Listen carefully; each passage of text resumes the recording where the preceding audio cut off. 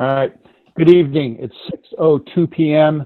and I'd like to open the April 28th Park and Recreation Commission meeting. This meeting is being held virtually through Zoom. The town of Littleton began conducting remote participation Zoom meetings pursuant to Governor Baker's emergency order suspending certain provisions of the open meeting law on March 19th, 2020. Since that time, unanticipated legal concerns relating to the open meeting law have been brought to our attention by the town clerk. Those concerns were supported by the Attorney General's office and confirmed by town council. One concern is that the chat function allows a parallel text conversation to a board's public meeting. Chat is essentially running commentary that is occurring but is not moderated or followed by the chair. All participants and listeners may not be aware of comments being made because some meeting participants join by phone and do not see these conversations. Another concern is conversations between residents within the chat room, which are not incorporated into the public record.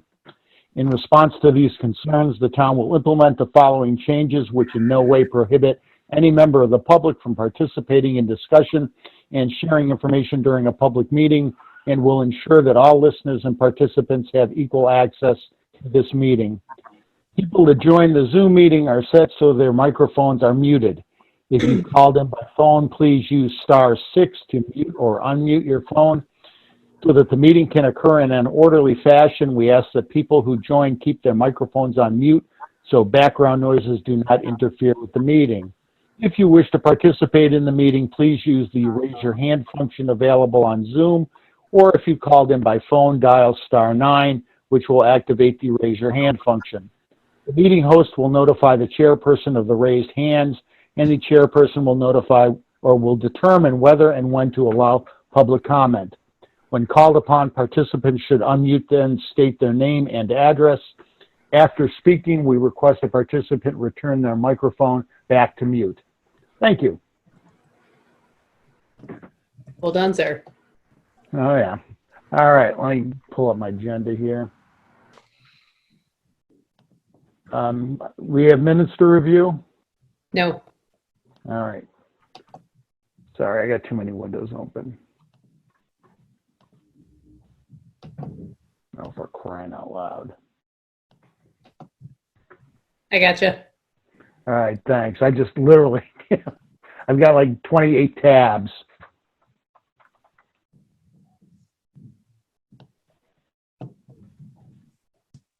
And I lost. Here we go. All right.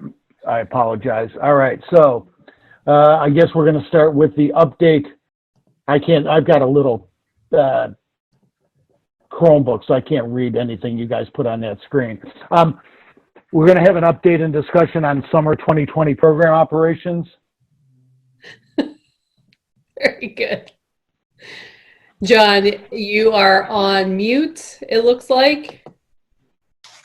And Rachel, you are good to go.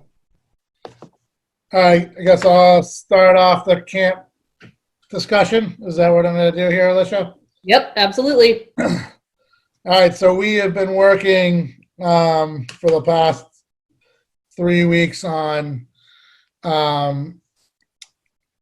we're going to run camp this year. We've been spending a ton of time talking to other Parks and Recreation personnel around the region. We've been talking to the Mass Camping Association, has weekly town hall meetings in which they discuss, how they think camp is going to look for summer 2020.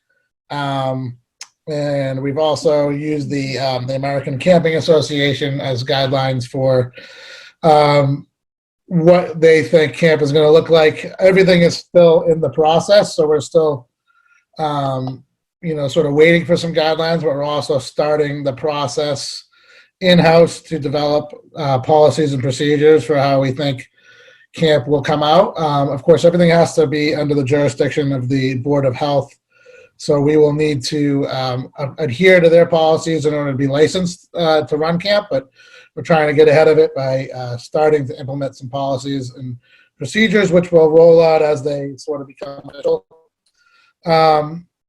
Alicia and Tim have tabbed Rachel and myself with sort of coming up with the policies, or at least some sort of general guidelines for right now about running camp. With the biggest emphasis on making sure the kids are safe this year, in a environment in which we're reopening, the world to this recent pandemic. So one of the things that we're anticipating being directed to do is have a full-time custodian and nurse on our staff this year. So we've started the process of, job descriptions, rate of pay. We have to go through the town policies to hire, so we've started that process as well. We've decided that we would be not running any field trips for 2020 out of Camp T. And that comes with our Camp TX program, which is a field trip based only program, which would happen at the end of summer. So we're just going to sort of bring that into the Camp T model. We're going to run the first 5 weeks of camp at the Shaker Lane School. We were talking to Steve Mark from the school department, and the school department as a whole has anticipated that we'll have full access to the school as usual,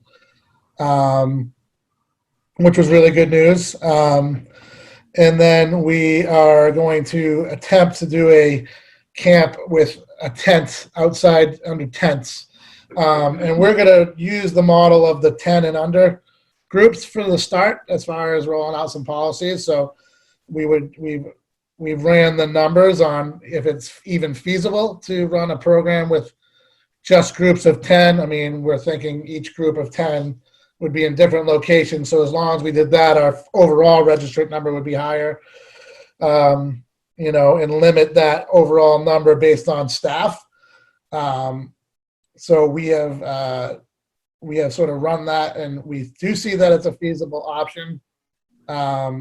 So we are looking at moving kids around in tents or moving staff around, whatever is sort of the guidelines we're given from the board of health, to do the safest possible sort of gathering of youth that we can do.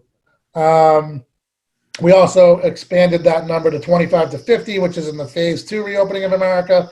And we've run those sort of models and numbers and staffing. And that's obviously, of course, more feasible because it's more registrants. So we're hoping that that would be sort of the model we're going to be under, but we don't know any of those answers, of course, yet. We are working with the local Board of Health with Jim Carafi. We have been in touch with them, although we haven't gotten much information, to open camp with the safest possible guidelines for your child and staff as well.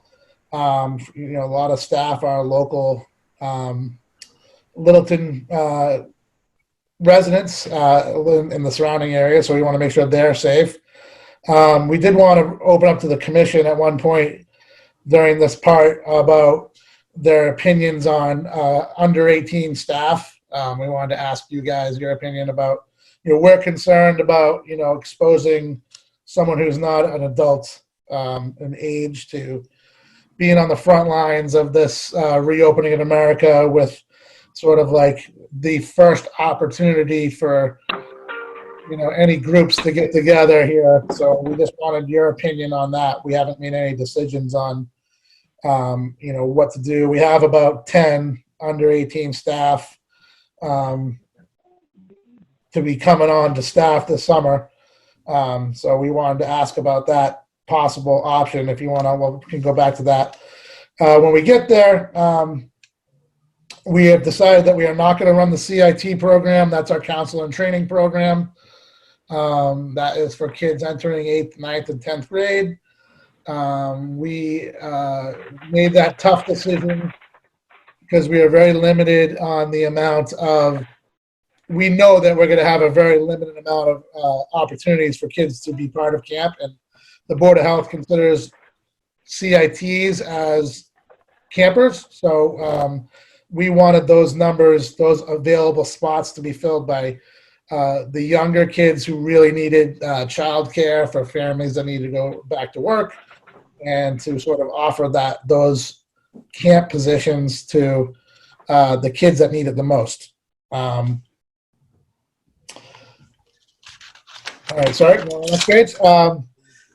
We're also planning on keeping the Camp T rates the same unless we sort of get a direction from the Board of Health to acquire some sort of very expensive supplies.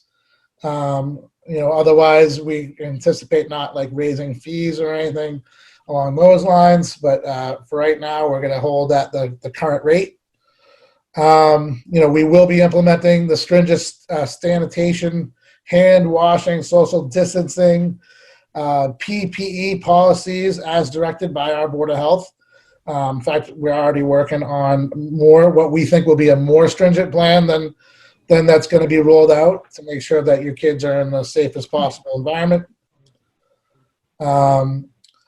One of the things that's coming from the ACA is they hired an outside group to come up with some policies and procedures to roll out to the CDC and the local boards of health and Department of Public Health to give us more of these definitive rules and regulations on how camps will operate nationwide and then in the state level. Every state's different, of course, because it's run by the State Department of Public Health. And the last part of the Camp T part that I was going to say is that we're planning on incorporating the teen program into our camp if necessary or wanted by registrants. And we're also working on some other things that Rachel's working on. The only other thing I'll mention about under my jurisdiction, it's not Camp Tehadawon, but it's about the summer sports programs, is that we are planning on running them as is with the new guidelines from the CDC, Board of Health, that we anticipate to come out. But having those be outdoor programs, we feel like those programs should be able to run similarly to what they've had run in the past. But that is all for me. Rachel, you want to Do we cover? have somebody else? Sorry, what was that, Alicia? You want to go ahead and give your update on teen programs? Yeah, sure. So I've got 2 programs under my summer jurisdiction. We have LEAP, which is our youth enrichment type classes in the vein of community ed. We've made the decision to cancel the in-person classes for that.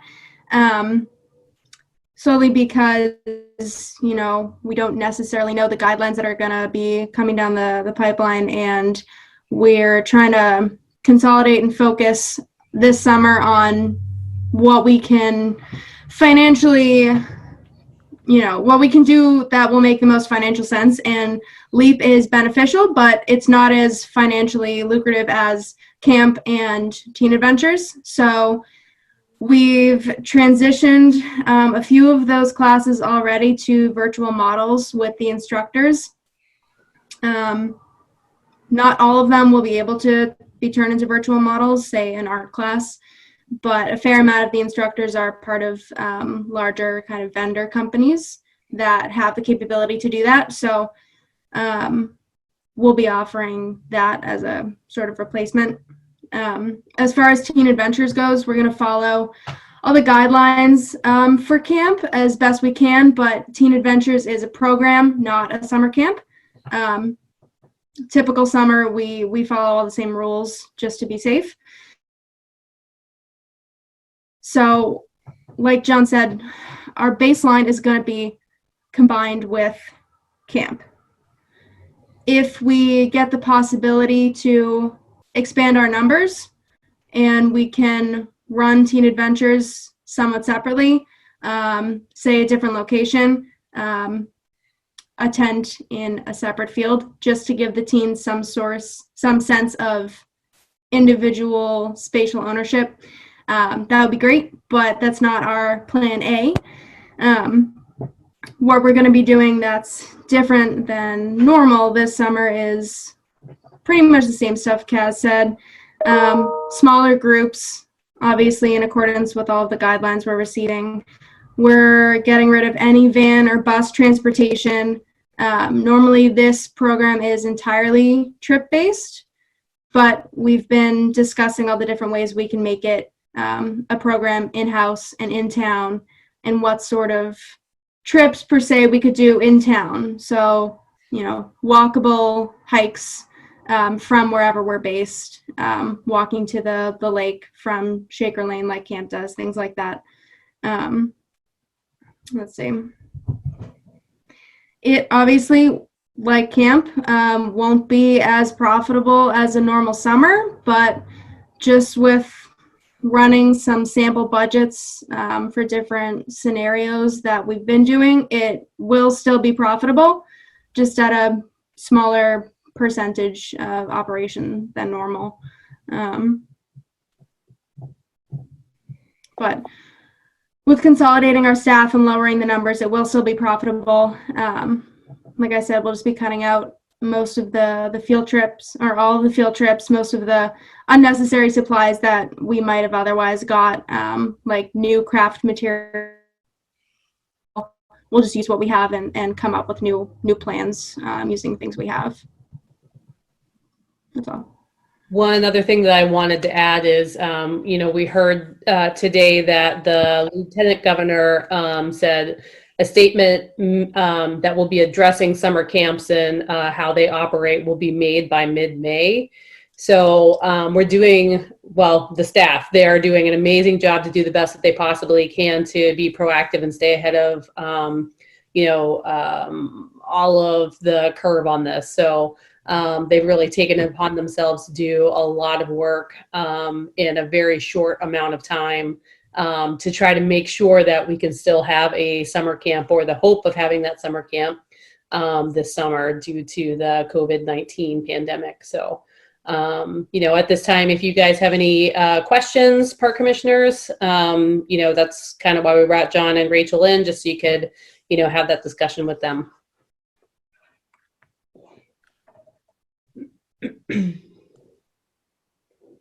Any comments on the, bringing in under 18 staff? I guess that's something we were looking for some guidance from your opinion on that, at least that front. I'm good. I think that's the right decision. I've talked to some Board of Health officials in some other communities, and that's sort of the way they're leaning as well. So from what I've heard, everything, and I actually read through the weekly updates of what everybody's been doing. So I think we're right on track, and I'm been very pleased with what you guys have been providing us to keep us up to date. So thank you both. Thank you. John, Mike? As far as under 18 staff, how many did you say there were? Just a handful? About 9 or 10, I believe, is our number. Give you exact number right now. Hold on 1 second.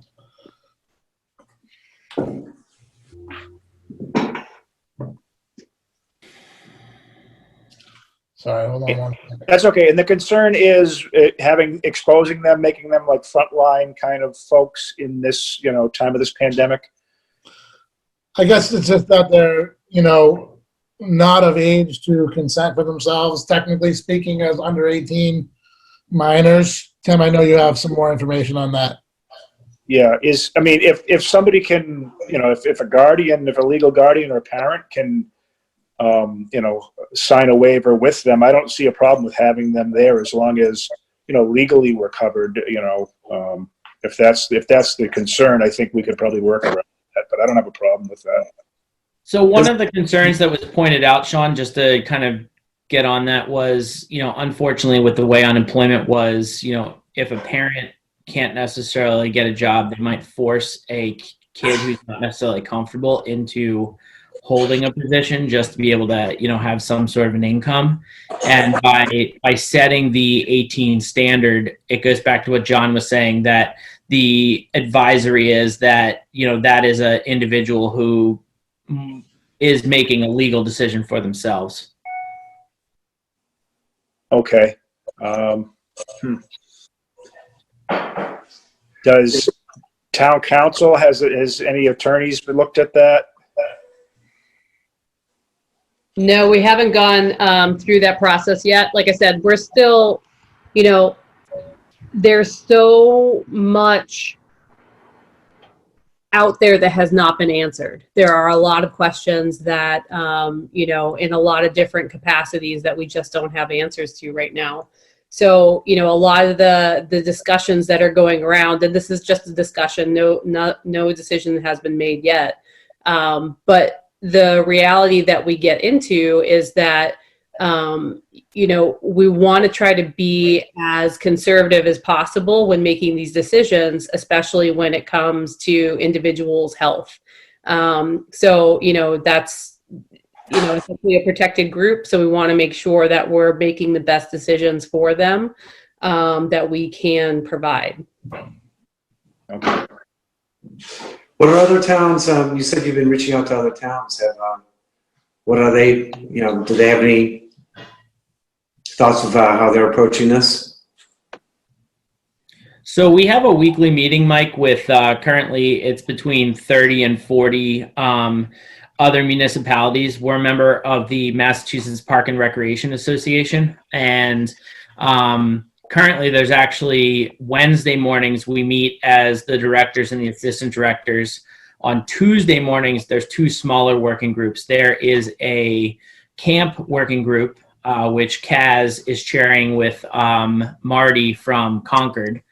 And on Tuesday afternoons, there's an aquatics and beach working group that is put together of pretty much all the municipalities that have any sorts of pools, beaches, and splash pads, consisting of those approximately 40 municipalities in our region.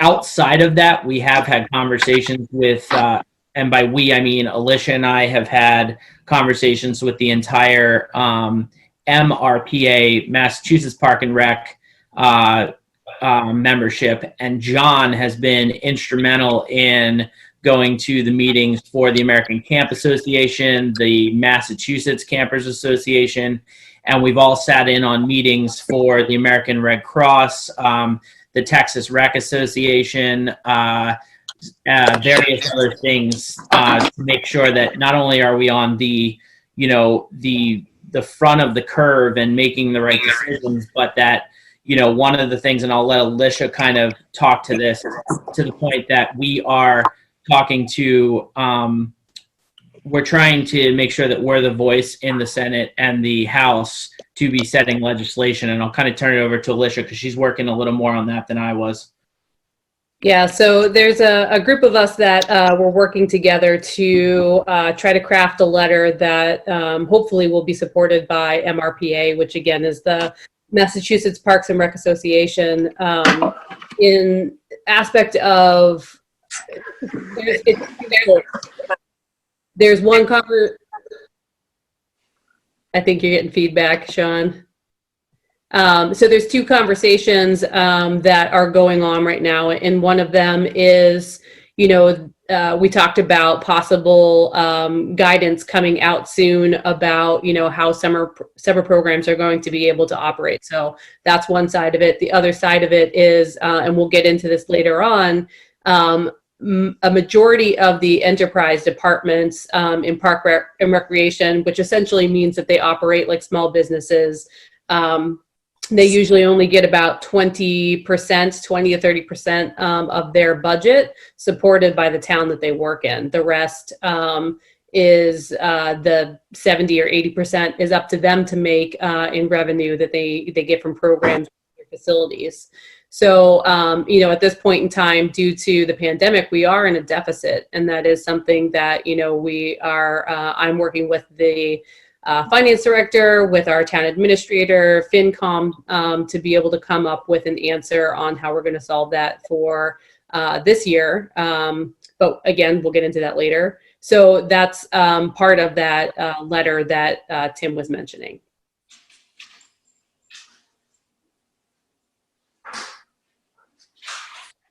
Hi, Tim. Oh.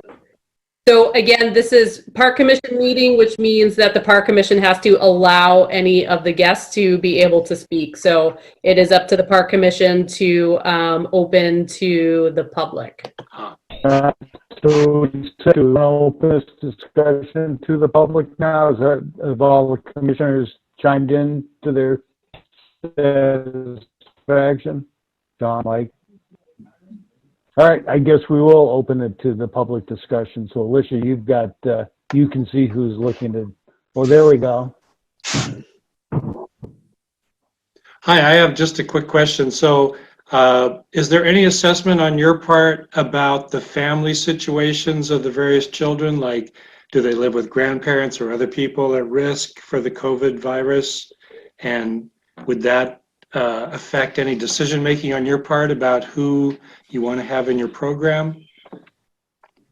So we'll completely be going by the guidance of the CDC when that comes out, and that has not come out yet. So at this Okay, point in time, no decisions have been made at this point. okay, thanks. Yep. Yes. So just to clarify, just in case anybody didn't hear John's piece of it and what Alicia said. So with the working group that was created by the governor and the lieutenant governor today, that part of what the guidance that they'll be handing down on May 18th will include their suggestions for the summer camps as well as youth sports continuing after June 29th. It looks like Josh Silverberg has a statement or question as well. So I will let Josh go. Thank you. Just a quick question: is this kind of portion exclusively for youth programs or for the meeting in general? We are on the portion of the agenda that is talking about summer programs. Okay, never mind then. Sorry. Do we have anybody else? Because I can't see if anybody wants to talk, Alicia, so that's kind of up to you. Yeah, those were the only two that I had seen that raised the hand function. Let's see if I can get the bigger picture. Yeah, at this point in time, I don't see anyone else with their hand raised. Okay, we just, anybody that's listening, if you do speak, please give your name and address, identify yourself before you start. Tim, you're probably okay not doing that, but all right. Do we want to move on to the next topic, which is the budget discussion? Getting back to the workforce in the summertime, are we going to wait till May 18th to make that call based on the CDC recommendations? Okay. Yeah, aside from the framework of what these guys are working on for being able to say, okay, here's our plan for summer, I wanted, John, you have a great statement for this that you got from the camp thing, and I think it's the best guidance that we've been given. Yeah, it was the buy as much time as you can before rolling out any policies. Yeah. Mostly to, they don't want us to roll things out and then have there be like drastic change, or have there be like, we're going to come up with these stringent policies and then it's all wide open. So, every day something changes, we get more information, to wait as long as possible. We obviously have an obligation excuse me, to the staff and to the kids and everybody, but we also want to make sure we make the best decision, and waiting to roll those things out is, by recommendation of the MCA and the ACA, but, as a department as well, we talk about it all the time. Sort of just holding off as long as we can until we really know everything as much as possible in advance. Yeah, that makes sense. Thanks, John. So just to give everybody kind of like an idea too, before this, idea that there was going to be guidance on May 18th, the group that I had spoken about prior, which was the MRPA regional group and the MRPA as a whole, was using the date of July 6th as kind of the go date. So based off of that, if you think about it, Mike, if there's a concern of time or whatever, if we're giving guidelines on May 18th and need time to, recorrect or anything else, still operating under the assumption that July 6th, which is the Monday after the 4th of July, would be the start date. That gives us plenty of time to kind of shift the programs that Rachel and Kaz have already talked about. Makes sense. Thanks, Tim. All right, we all set? Do we want to go on to the budget? I guess so. Go ahead, Alicia. Alicia, I don't know if you noticed, but Deputy Chief was here. I didn't know if we want to get that spot out of the way? That's what I was just gonna say. All right, well, let's do that. So yeah, if we're able to move, dun, dun, dun, dun, dun. Number 4, the beach operations up, since Deputy Chief is here.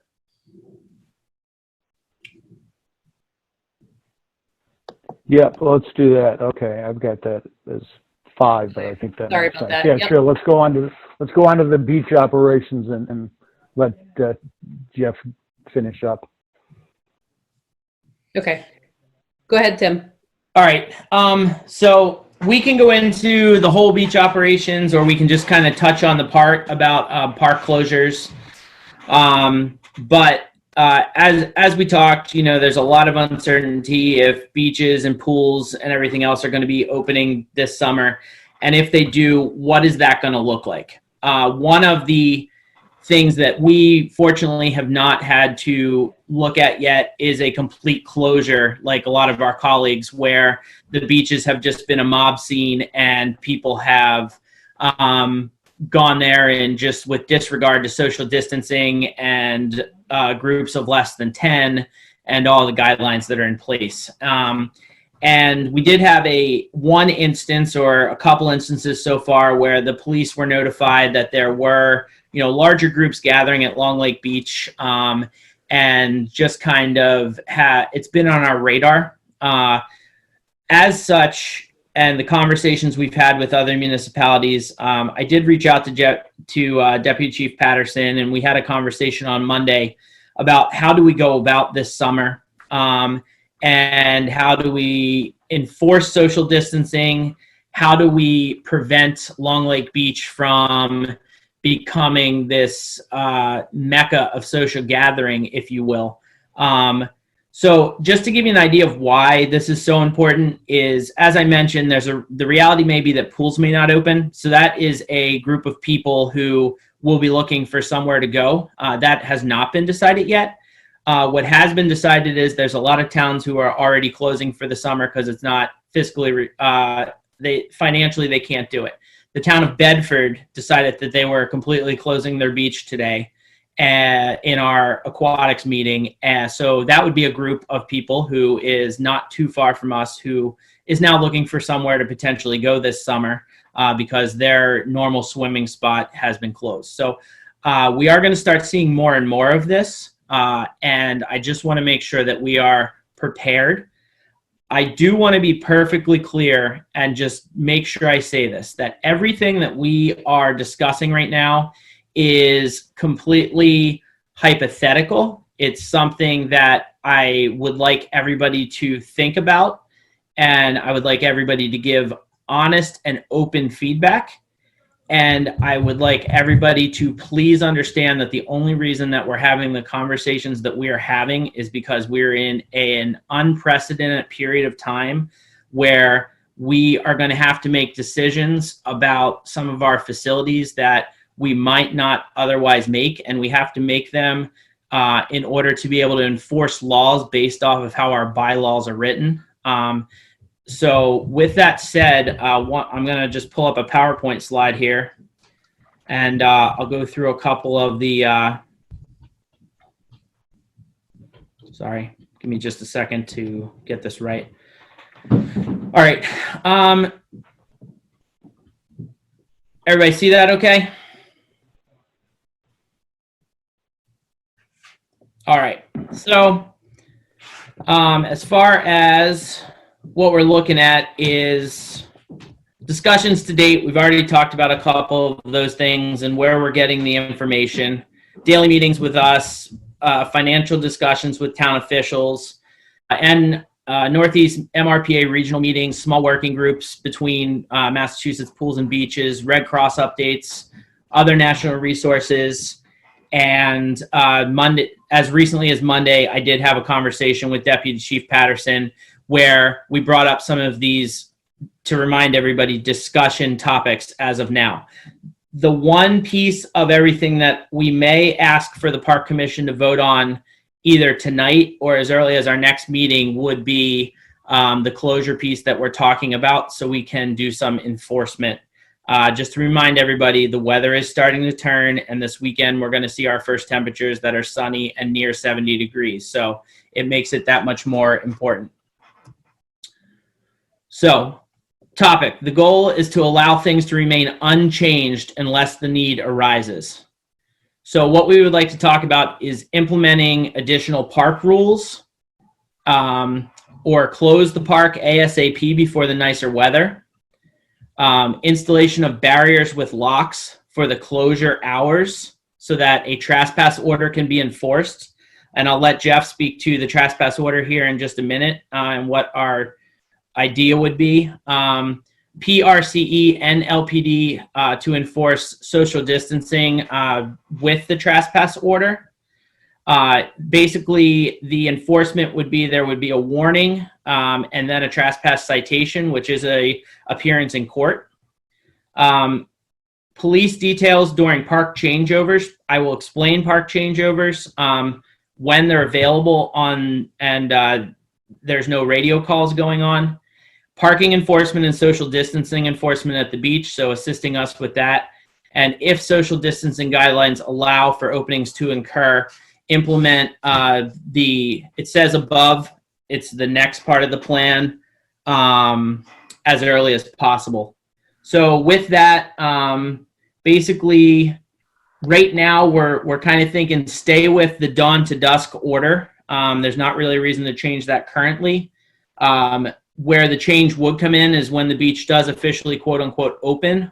We would look to change the dawn to dusk order to the whatever hour we open in the morning, let's say 10 a.m., and we would do a hard park close at 7 or 8 p.m., at which point we could enforce the trespassing. We know historically that after the lifeguards leave that the beach becomes, that center hub for the town, for people outside of town, and that's what we're trying to prevent, and we're trying to create a situation that we control. And the reason is, we want to enforce social distancing, but most importantly, there's residents who live on, all of the abutters, all of the residences live at the beach. The last thing that we want to do is create an area where people can just go and basically just hang around in large groups without us having any ability to mitigate the situation. We would look to put up a lot of signage in regards to social distancing. We would possibly, and then possibly look into, under Mass General Law, Jeff was going to look into as far as loitering was concerned. Jeff, do you want to hop in here at any point? Just feel free to. Okay, I think the key things that you're saying and we agree on is basically giving everybody a chance, as many chances as that we can get away with. With you doing enforcing social distancing as well as us, it works the same way that it's been working all along. Whenever your lifeguards have a problem down there, they call us and we come down.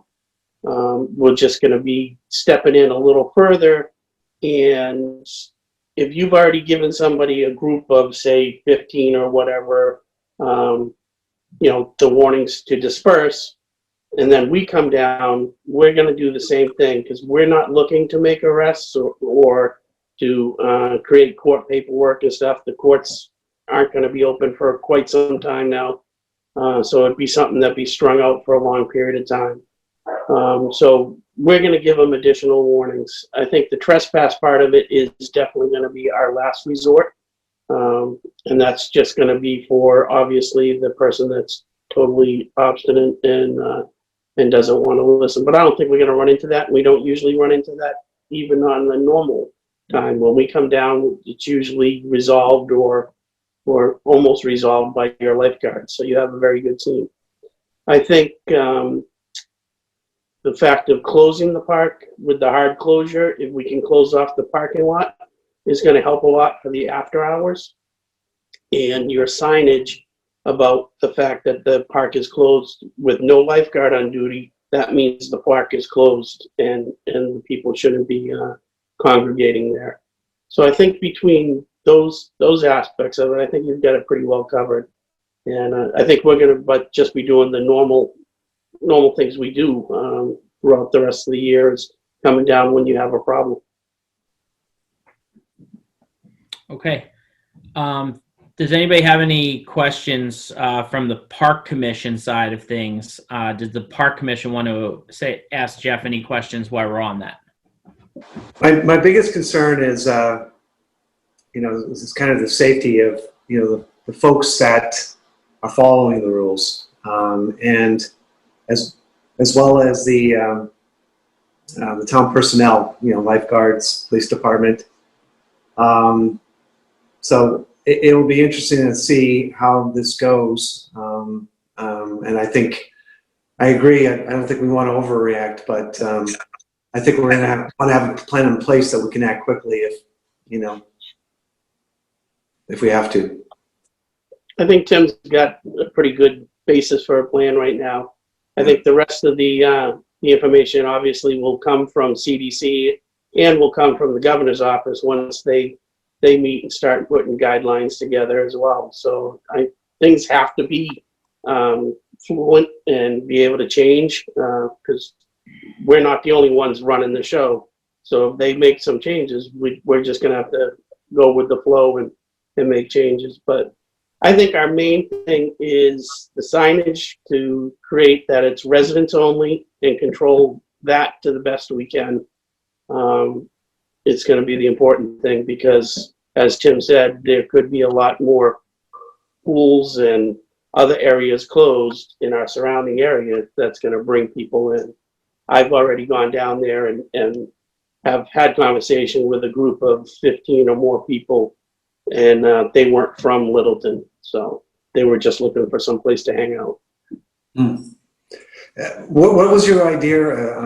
What was your idea for blocking at the end? You mentioned something about closing off the parking lot. How do we go about doing that?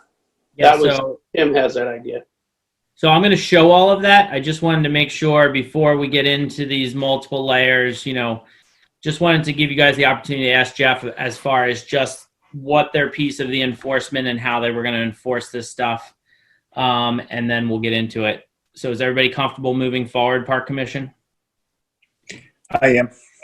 Okay. So again, to address everybody, this is all hypothetical, and it's all things that can be used to help us. None of this is set in stone, and it's for discussion purposes. So one of the things that Jeff kind of just mentioned is the immediate suggestion would be to limit the beach to residents only for this particular summer. And we'll work down through how everything would go. So I'm going to go back to sharing my screen. Park Commission, feel free to hop in anytime you want. Anybody in the audience, we will, once the Park Commission is done commenting, we will open it back up for comment once Fred kind of gets through that. So what we would look at doing in order to do social distancing is, I'm actually going to skip, sorry.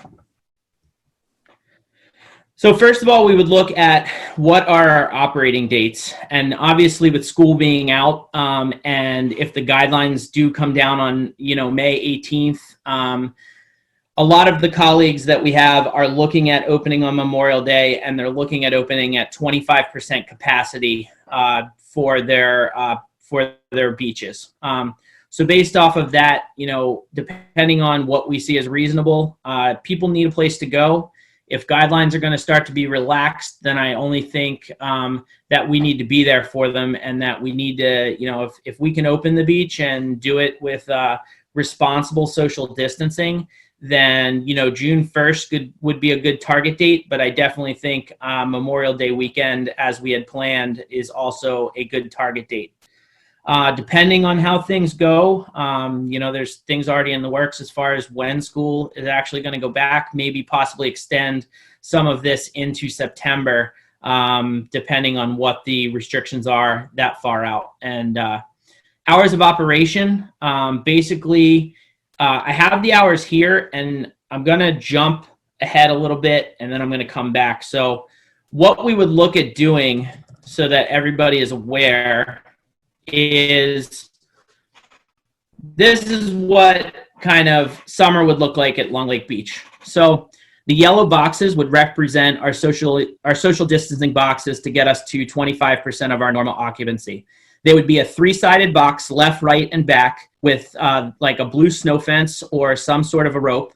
And they're the size of 2 parking spaces. So basically they are about a 16 by 16 space.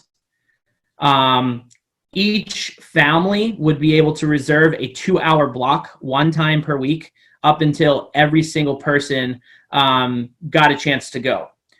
We would do this by having people register for the $60 membership as it was set up last year. Like I said, restricting it to residents only. The blocks would work in such a way that we would essentially we run 10 to 7 o'clock. So without any of the other fluff that you see here, it would be block number 1 would be 10 to 11:45. There would be 15 minutes for people to pack up, load their cars, empty the parking lot, at which point we would have the next batch of people waiting along the side of town road in their cars. We would have them pull up to the parking lot. We would make sure that they had their basically verification that it was their time to come. We would let them in. We would do the same thing, at which point we would do disinfection of the bathrooms. There would be no park benches. There would be no picnic tables. There would be no access to the playground if that's still being restricted. So basically, it would really be stripped down. We would have an attendant at the bathroom, and it would be 1 person or 1 family unit allowed into the restroom at a time in order to facilitate social distancing in those areas. And we would come up with some sort of a plan to make sure that we're sanitizing the areas as well, possibly the addition of porta potties in other locations of the park to increase the number of restrooms that we're offering. Other ideas that have been kind of put into this plan is for the people who like to open water swim, having a set time at between 8 and 9:45 a.m. and then another set time in the evening. And then also looking at giving senior only beach time. So that would kind of coincide with those open water swimmers, some times where the beach might be a little slower normally. So the other thought is we could also have senior only spaces in what we refer to as the Camp T zone or zone 2. And just kind of draw a line down the beach to create that break between seniors and families and create that social distancing. Lastly, as part of this plan, well, not lastly, but so I don't have to come back to this map, the swim buoys would be moved all the way into the end of the dock, which is essentially chest deep water on me. I'm 5'11". And we would create 6 pool lanes. What that would allow is with these 18 socially distanced spots, we would do 20-minute swim times, and then we would rotate to the next group. So you could have a swim time as a family. You wouldn't be forced to be interacting with other people. The other thing that does is that allows me to keep the number of lifeguards down, as lifeguards can guard at a 1 to 25 ratio. So that helps us a little bit with the amount of staffing that it would require to pull off something like this. And unfortunately, the deep dock would be eliminated for 2020, obviously because of social distancing, and we don't want people on an 8x8 raft. To get to the part that I think is going to be a little hard to swallow to look at is kind of how would we achieve this, right? So at the bottom of Town Road, we would put 2 concrete barriers that you would see, hopefully that we would source from highway. It would be wide enough for an emergency vehicle to get in and out. At night, we would put a chain across it with a park closed sign, and we would put whatever signage was in reference to the trespass order and everything else so that people were aware. To make sure that we're protecting the residents of Town Road and that there's not anything, the parking for what I'm proposing, there would be no parking on town road for the duration of summer 2020. The parking for what we're doing would only be in the parking lot. At the top of town road at the end of the night, I would propose that we would put a sign like this so that people aren't going around and turning around in driveways if the parking lot is not accessible. Basically, just saying that town road is for residents only, that it's a dead end. I don't know how we would want to verb that, but that way kind of keeping people off of there.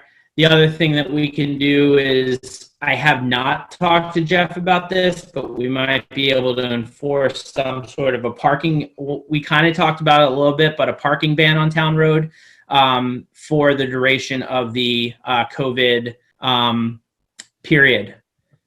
Over on the boat ramp entrance, there's already a chain. We would just put this chain up at nighttime and we would lock the boat ramp when we left. So part of this social distancing process is the boat ramp is my hope is that we can just have people who are utilizing motorboats utilize the boat ramp. What I'd like to create is on the other side of the park where we have already talked about putting in the conservation fishing dock. I'd like to utilize those spots on Lakeshore and reserve them for people who are fishing or launching canoes and kayaks. So that way, motorboats are separate, canoes and kayaks have their own spot, and people who are just visiting the beach have their own space, and it helps create boundaries for the social distancing plan. And then last but not least, we would do some sort of a closure on the pathway from Lakeshore so that people weren't walking through the groups of people who had reserved the spaces for their 2-hour blocks. It also creates that boundary for once the park is closed at night, we can put the same signage on this that we would on town road as well as the boat ramp. So that is kind of the plan in a nutshell. I'm going to stop sharing this, and I just want to just show one more thing so that the Park Commission is aware.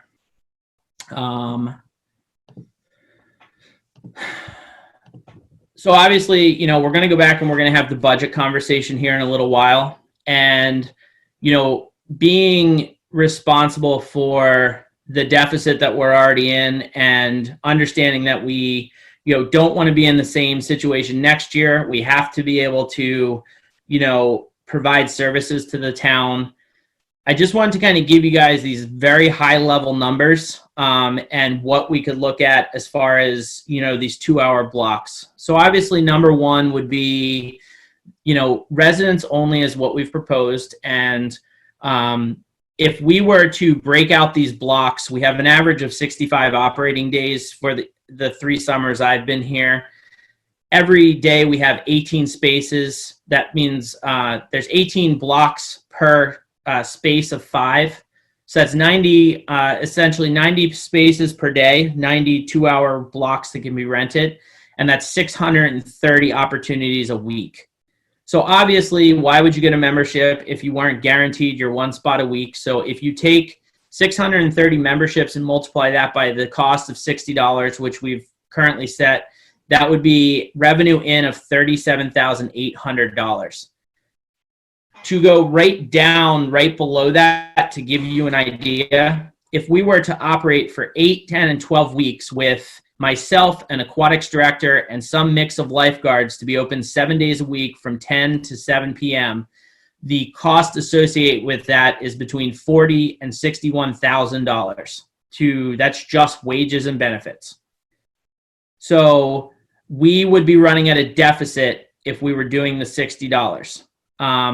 If you look at other options, which are here, you could charge resident per car is $15, which gets us to that $75,000 mark, but that would be every single occurrence.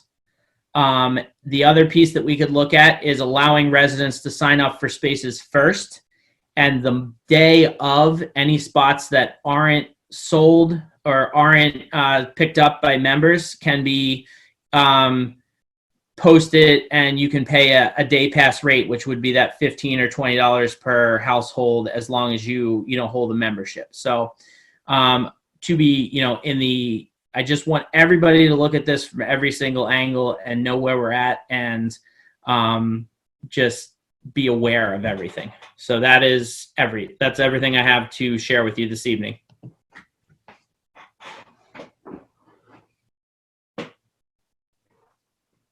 So let's open this up to discussion for the commission members. Sean, Mike.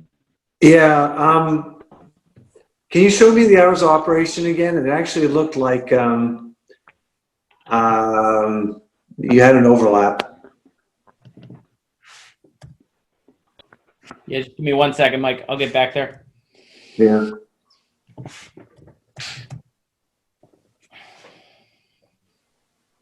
Yeah, the 12 to 13:45 and 13 to 14:45. Yeah, I'm sorry. Yeah, I carried that down the list. Okay. Yep, I'll fix that. I don't know if that gives you less slots or not.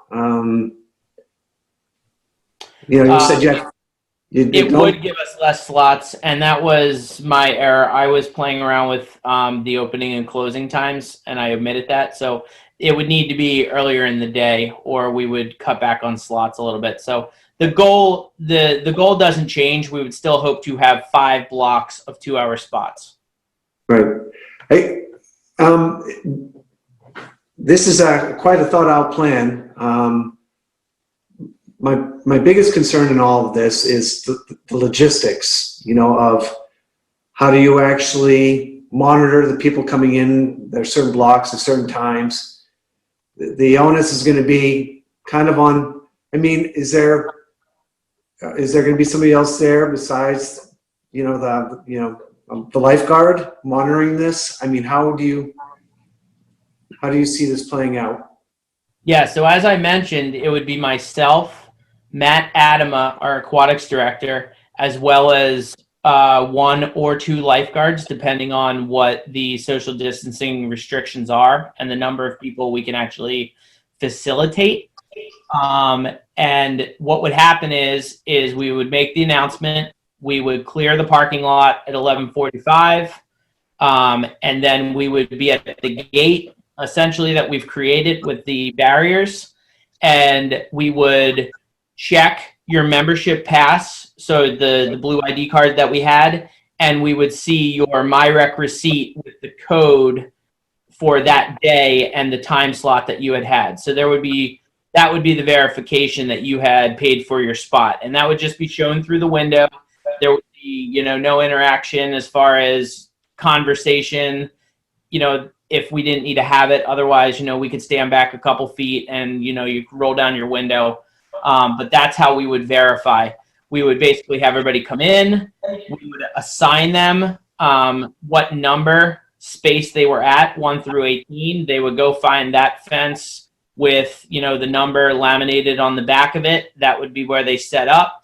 And then we would just go 1 through 6. We would do 7 through, excuse me. We would do 7 through 21, and then, the rest of the people, and we go through, we just rotate the groups through the swim boxes.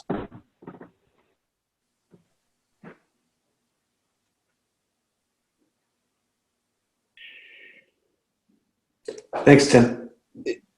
My question is this. I commend you you've obviously put a ton of time and thought into this, and I really, my hat is off to you for, really trying to be creative. My only concern is it seems like it's potentially opening up a ton of headache for you and the folks down there. And I guess the question is this: this is one of 3 options. A option, closing the beach. B, running it in this fashion or some iteration of this. Or C, kind of operating with encouraging social distancing guidelines and kind of letting it be open as normal and see how that goes. I'm just curious what the options are, what you kind of see the options as being, as how to do this, because like I said, I give you a ton of credit, but this I guess we're in such strange times. I don't know how it's going to work if people won't want to go to the beach because of the you know, the restrictions and social distancing in general that's going on. You know what I'm saying, Tim? Is this kind of, that's the way I see it. It was kind of one of three different options. Is that fair to say, or? So I think it's fair to say for now, because right now we could have option 3 where, like Jeff and I suggested, let everybody police themselves, and we're not going to change a thing until it becomes a problem, right? Okay. And that was what I prefaced this with, is this is a plan for that when it does become a problem. Option A is we hard close the beach. We tell everybody they can't come, like a lot of towns have done. And, you know, we do a disservice to potentially the residents of Littleton, because the understanding is going to be that there's going to be a lot of people coming from a lot of different places to try to find a place to cool off, to try to find a place to swim. And yes, you're right. This is a huge undertaking. And I know Matt was here a minute ago, and, you know, I don't necessarily want to speak for him, but, you know, we're here. You know, I do this because, you know, I care about the people of the town of Littleton, and, you know, I'm a father of a 3-year-old, and I couldn't imagine not having a place to take her just because somebody decided it was easier to say, I'm going to close. I'm going to do everything in my power if this is something that's feasible. If it's a headache, if it's exhausting, then, you know, that's my job. That's what I have to do to get us through this pandemic, and that's the part I have to play, and Matt has to play, and whatever lifeguards I, you know, give this sales pitch to, and they decide they're crazy enough to sign up to do it, you know. But I think that's what we're here for, is to make sure that, you know, the people who decide that they are okay doing it, that we're here for them, and we create a space for them to go. Okay, no, and I commend you on that. And that, I would just say, I think it's great to have you know, a contingency plan in the wings, ready to roll out. My personal preference is to have it just the beach in general open to town residents, with just a regular opening with social distancing guidelines for people to, you know, self-police or enforce on their own. And then, you know, we could have this plan, or whatever plan we decide would be the go-to plan, ready in the wings to, you know, to kick into action. Again, I commend you. I think it's really being ahead of the curve, trying to anticipate what the problems will be and have a solution. And my hat's off to you guys. Thank you.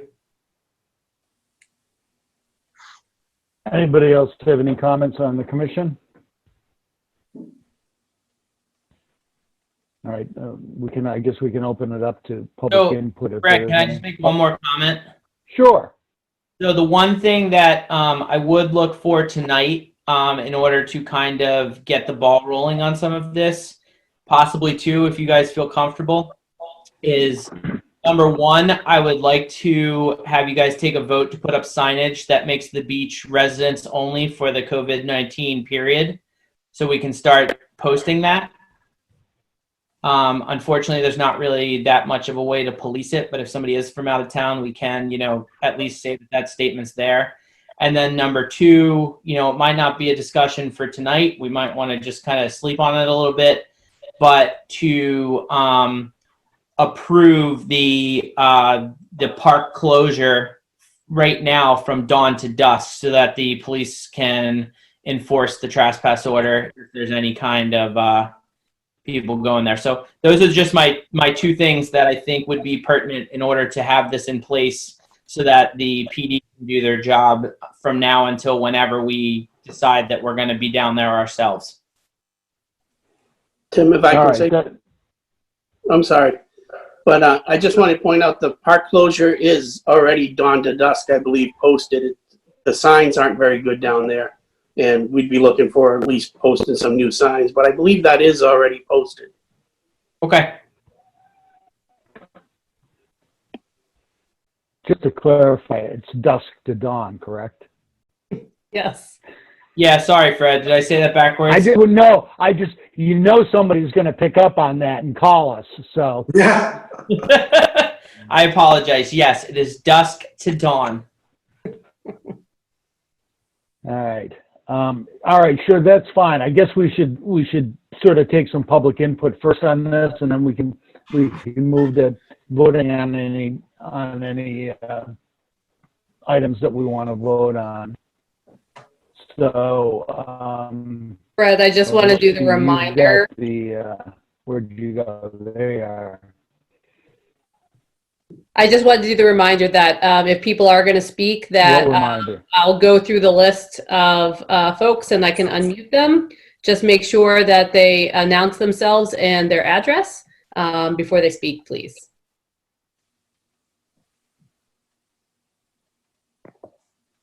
Okay, somebody's got their hand raised. Go ahead. I'm pointing at my screen like she can tell it's me speaking. But, what I'm talking about. You need me? Hi. Yes, I do. Hi, I'm Lee Moore Hochberg. I live on 5 Woodland Drive in the Long Lake neighborhood. Moved to Littleton a couple years ago, grew up in Acton. So it's nice to be at one of these meetings, my first time. I have 2 questions. One is just in general, what do we know about water-based transmission of COVID? I know you've been attending a lot of meetings, Tim and Alicia, so maybe you have insights on that. Yeah, so right now, the recommendations as of yesterday on the CDC representative in the Texas Recreation meeting that we attended, and it does not appear under all of their tests that water is a transmitter. However, being not socially distant and water, you can still obviously, if you're standing next to the person. But actually water, no, it does not. There's been nothing that shows transmission. Okay, well, that's, I think, great news. So thanks for sharing that.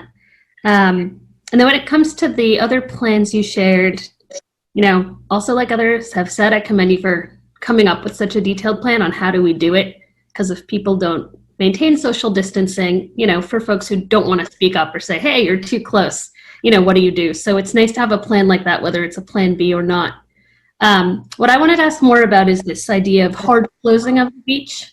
As a resident, that's kind of startling to hear because you take walks, you may want to stroll through the beach, you may want to have early morning yoga on the beach.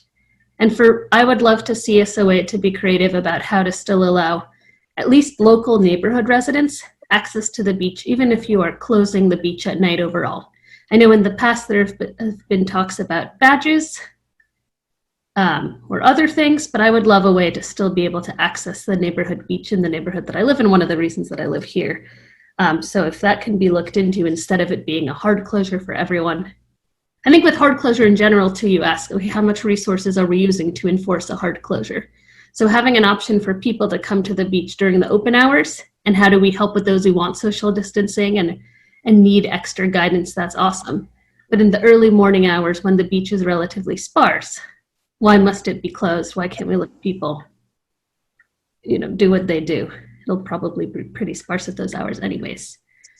Yeah, so I think that's a great question. If you, I'll go back to the slide for you real quick. One of the things, and when I said I'll remove all the fluff, was, there are thoughts to have, if it's able to, have the beach open up at, as early as possible to get, the open water swimmers, exercise classes is a question mark. There's a sup yoga. There was a yoga class kind of thing put in there. So the reality is, we can staff and enforce this, anytime that the commission and the police department see fit. The reason for the hard closure, and I'll let Jeff jump in on this at any point, is if we didn't have that, there's no ability to enforce the trespass. And, I go back to that. We don't know how many people are going to come, but I can tell you from years past that as soon as the lifeguards go off duty, that the attendance at Long Lake Beach becomes incremental based off of what we see during the actual day. And by incremental, you mean goes up somewhat, or? It goes up a lot. There's a lot of people who don't have a membership who decide that they're going to come to the beach after 6 p.m. If we're, unfortunately this year we're considering a large portion of our membership, almost 40% of people who come to Long Lake on a regular basis are out of town residents. So, this year we're asking them not to come to the beach. And, if you're a parent who, is used to having that as a resource, that's something that's really tough to, now there's somebody else, and the reaction to possibly try to go after the lifeguards are gone or after it's not being enforced anymore is that much greater. Yeah. The question for me is almost, we talked about plan A, let people just do what they're going to do and see how people self-enforce social distancing versus a more laid out plan like you have. And you could say one hybrid approach is, during the day, we help with social distancing. After hours, people police themselves and see how that goes. That way you have some flexibility for folks and you avoid the hard closure.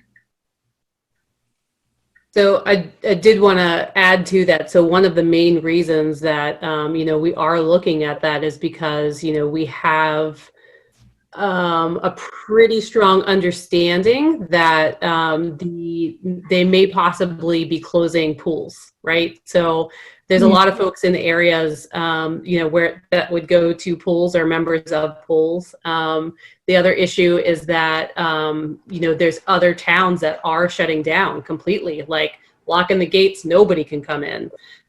So we don't want to get to a place where we have to implement something like that. That would be the worst case scenario. So we're trying to be ahead of all of this, and to cut it off, because, you just end up with a few groups of people that, don't pay attention to the rules and have like large parties or something out there. And we could end up in a situation where we would have to close everything.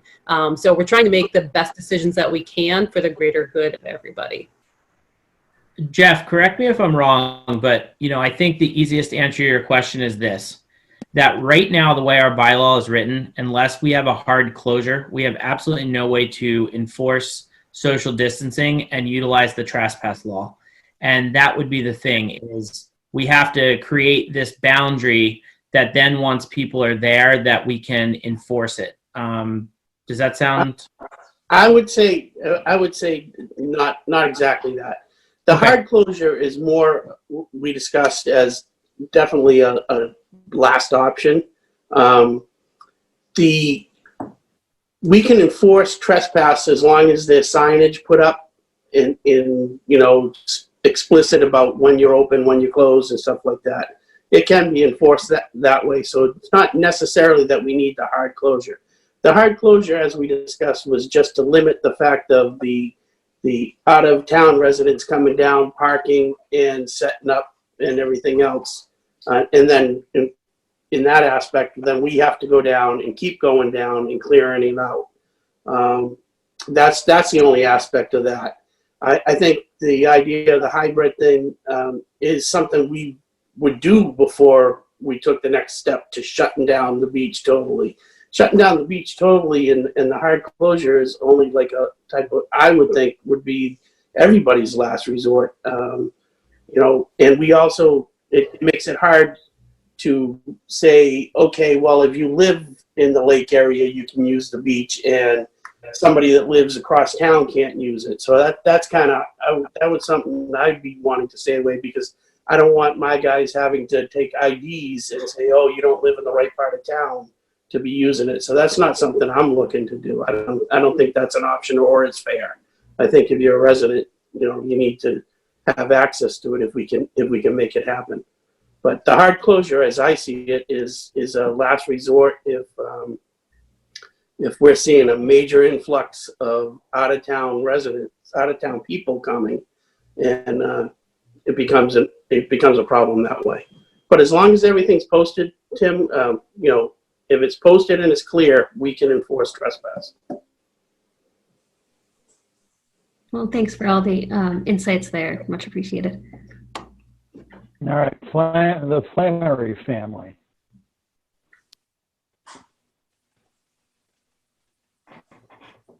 Alyssa, can you unmute? There. There Hey. you go. Yeah, just a couple of thoughts. I mean, I do think ideally if anybody in town can enjoy access to the lake and that can be enforced, that would probably be the smartest way to go because it's not that huge a town.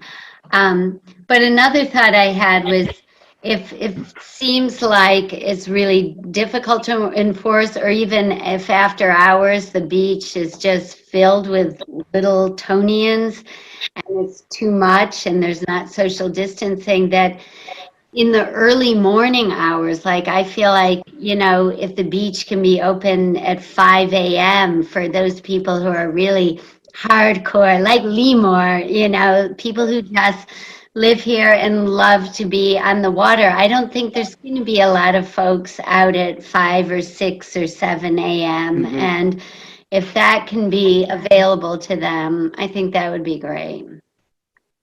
Yeah, and like I said, all of those things are, recommendations that if they can be kind of fit into everything, absolutely. I don't see any reason why not to do this.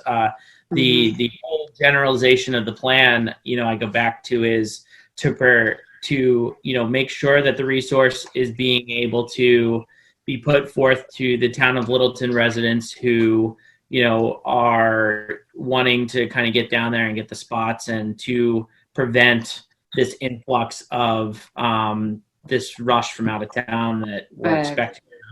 All right. Let them open their own beaches.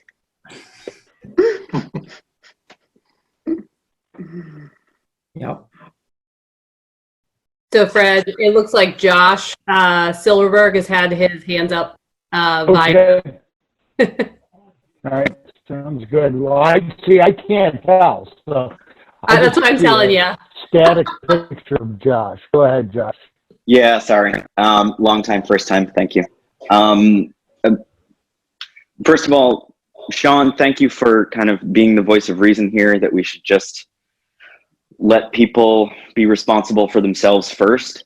As somebody who both took and taught swimming lessons on the beach, I guess I have less of a problem than everybody else with our neighbors using this resource and being happy. That said, really, I think that everybody kind of has a good handle on this, except it feels like they're trying to, the enforced distancing plan is a lot for me. That kind of takes away the appeal of the beach, where you could show up and go swimming and enjoy yourself. It's not that I'm against it. I think that improved signage is great. I think that charging people with trespassing outside of beach hours is fine. But I also think that we should treat this with the respect that it deserves, because Long Lake has been part of Littleton's identity for a long time. And I would like to see it continue to be a free resource for people both in the neighborhood and out of the neighborhood to use. So what do you mean by a free resource? Because we do have a membership, Josh. Sure, but not putting up physical barriers to people walking onto the beach.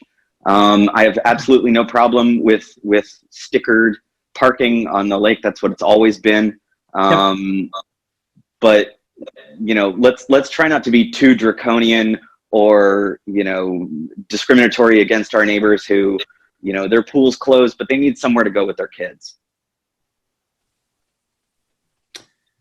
So I definitely respect that. But at the end of the day, there's close to 10,000 residents of Littleton who we have to make sure that they're getting utilized the resource that, is in the town of Littleton.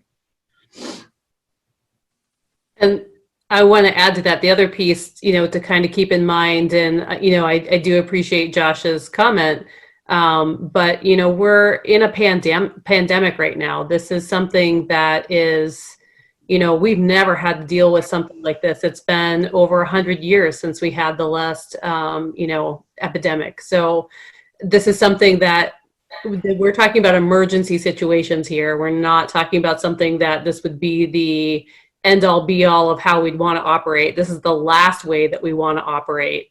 But this is the way that, we've done the work to try to figure out what's going to keep people the safest. So, please keep that in mind, that these are just emergency situation procedures, nothing more than that. Yeah. Fair enough. I just one thing to your point, Josh, and I know, thank you for, being a member of our team at one point. I didn't know that you were a swim instructor down there. But that aside, I think to go back to the point, and I'm not sure who made it, the point of creating these social distancing kind of boxes, if you will, is there are a lot of people out there who aren't comfortable, speaking up for themselves and saying, hey, Come get a lifeguard. That's why we were there. What's that? That's why the lifeguards were there. Come tap somebody on the shoulder, say, excuse me, they're getting too close to me, move them off. I think that the lifeguard staff should be fully capable of that. So that's part of what we're trying to look at is,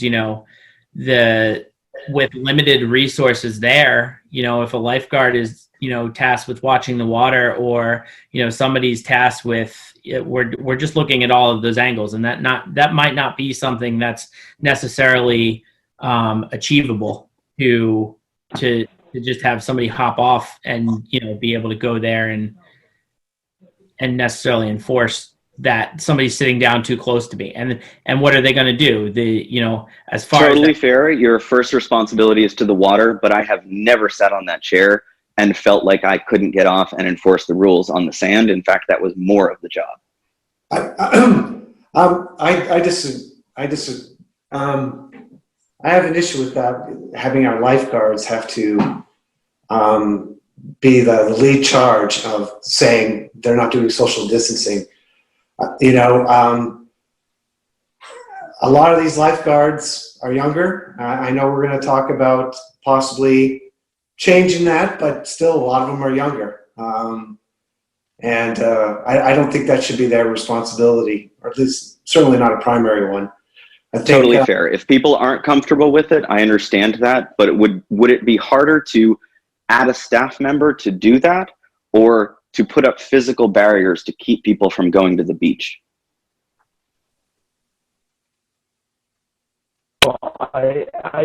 I think we need to move on off of this topic, but I think part of the issue as well is if we don't limit access to the beach, and we just say, well, everybody come and make sure you socially distance yourselves, at what point does that become impossible to do? And then who's enforcing that? So that's something I think we need to talk about. Eileen, you wanted to speak, so why don't we move on to Eileen now? Yeah. Bill Porter has been, Fred, before Eileen, Bill Porter was on the chat. Can you hear me, Alicia? You're definitely lagging, that's for sure. And just a reminder again, we, as per requested by the state, we are not to be. Oh, all right. I'm just going off of messages I get. So go ahead, Bill.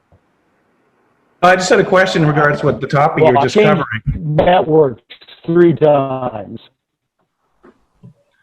In regards to enforcing Tim's plan with the grids and everything, I know it helps organize the people in groups, but you still have the issue of people passing each other and trying to swim together, small children.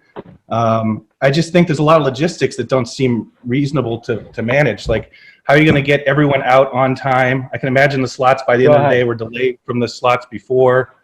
It just seems like a lot to manage, and I think who would want to go to a beach full of grids and signs as well, and then you can't move from your grid? Like, you have to take turns swimming, and how do you manage that? So then if you are trying to manage that in the water, you still need extra lifeguards as well, to the point that Josh was making. So I think you're going to have to hire extra staff anyway.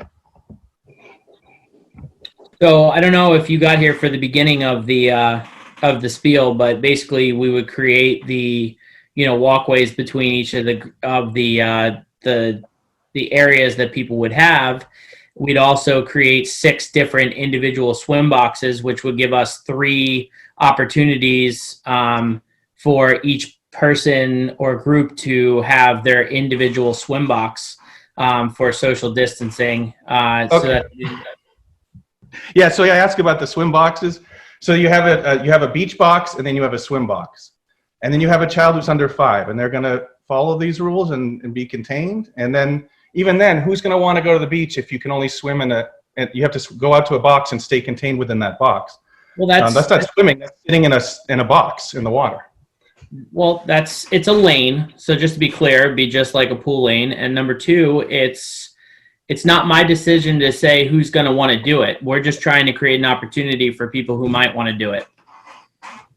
Well, as a local resident, I think it's a bizarre plan and a little bit odd. That's all I'm going to share. Okay. Correct me if I'm wrong, but this is a contingency plan, right? This is not the primary plan that we're advocating, right?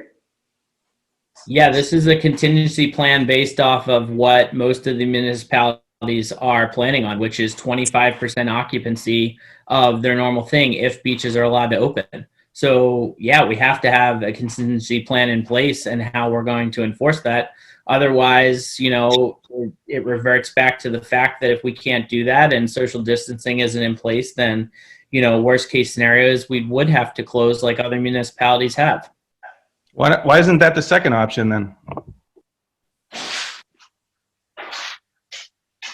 Why isn't that the second option? You'd rather see the beach just closed for the entire summer?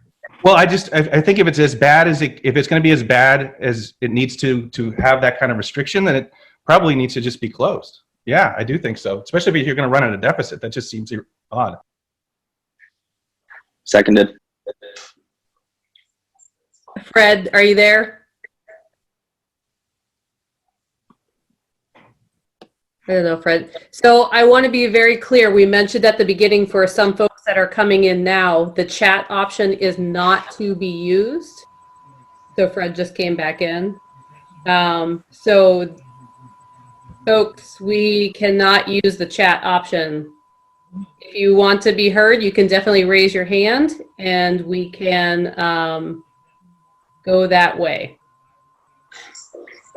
Alicia, and that is due to the open meeting laws. It's not our internal rules. That is mandated by the. That is absolutely correct. Thank you. Yes. So it is against open meeting law to use the chat function. So please do not use it. Deputy Chief. If I can cut in here, I have to go. I should have gone about 20 minutes ago. So I just wanted to make sure you're all set with me. Yes, thank you for coming. I appreciate all your input, and we'll be in touch. And as usual, we'll continue to work whatever we need to do with you guys. Always have and always will. Thanks, Jeff. Thanks, Jeff. Thank you. Thank you, Deputy. All right, who do we have next, Alicia? This is Jerry. Can I make a comment? Hold on one moment. We've had Eileen was on first, and then Jim, you're up next, okay? So I just have a question around when you're talking about 25% occupancy at the beach and who's going to use it and whatnot. Would it be helpful if we had something on the beach that said something like Littleton residents only? Eileen, you got here late, and that's the whole. I did get here late, and I apologize for that. The meetings usually start at 7. Yeah, so the premise of this whole plan is for this summer to start off with only allowing Littleton residents to utilize the beach. Okay, so if we're only allowing Littleton residents to use the beach, how are we checking that? You'll have to have a membership, and you'll have to be a resident in order to register for a membership. Okay, so you'll have to have a membership, and you'll have to be a resident in order to get that membership. Okay, and what will that do for beach funds, given that in the past, most of the lessons and whatnot, the things that profited the lake, were purchased by non-residents? So we'll be running at a deficit if we were to only allow 630 memberships at $60, as we had already said the price was going to be. So at the beginning, we had a little bit of a conversation in regards to some of those numbers. We also made mention to the fact that we're running at close to a $400,000 deficit already, and that there needs to be something done about that so that it's not impacted next year as well. So the options that are on the table need to be discussed by the Park Commission at a later time as to what we are going to do, and that might be keeping the resident pass at $60. That may be just using the day pass rate of charging per day use. None of that has been discussed or decided, and that wasn't the purpose of tonight's meeting. So if you do the per day use, will you still implement the idea that once a resident has hit that $60, they don't have to pay anymore? Or could a resident potentially have to pay $120 based on their usage? I don't have that answer, and I don't think any of us are ready to make that's a discussion for another night. Yep. Well, I mean, that it is a legitimate question for people who live around the area, though. Absolutely, but it's not where we were going tonight with this discussion. Okay. So, I think it goes greater than just people that live around the area. It pertains to anybody that's going to use the lake from town. I'm sorry, can you say that again? I missed it. I don't think it's exclusive to people that just live in the area. It would be to anybody in town that wants to. No, exactly. I full-fledgedly agree with that. all right. So where do we want to go next with this? Oh, Jim. had his hand. Yep. Thank you. So I'm Jim Garrity and Joan Wood. We're at Lakeshore Drive, 43 Lakeshore Drive. We've been here about 10 years, and we're regular users of the lake. And we're always looking for silver linings in this COVID crisis. And I would say you all having this meeting on Zoom, to me, is a silver lining, because it's the first meeting I've ever attended, and it's much easier to attend it this way than it is having to try to come to wherever, I'm not actually sure, but wherever the meetings usually are. So I think this is a great, really, truly a great enhancement in, whether you call it transparency or ability to participate. And I just want to say, I think it's been a terrific meeting. I'm very impressed, seriously, with the quality of the thought and the commitment, the dedication that's gone into it across the board. Obviously, a lot of different people here, a very thoughtful plan. There's obviously no magic solution, no perfect solution. Nothing here is optimal. But I think the plan you guys have laid out makes a lot of sense. It's very thoughtful. It's kind of a trial. I did like the suggestion about opening it up more in the morning. I do think, as we all know, there's a dramatic difference between the evening, but a lot of, unattractive things could happen at the lake if it's not at the beach, if it's not, closed in the morning when there's almost nobody there that causes any trouble. But other than that, I really commend you all for the thought that went into it, and I, we'll look forward to enjoying the lake with as best we can this summer. Thank you. Thank you, Jim. All right, are we good, Alicia?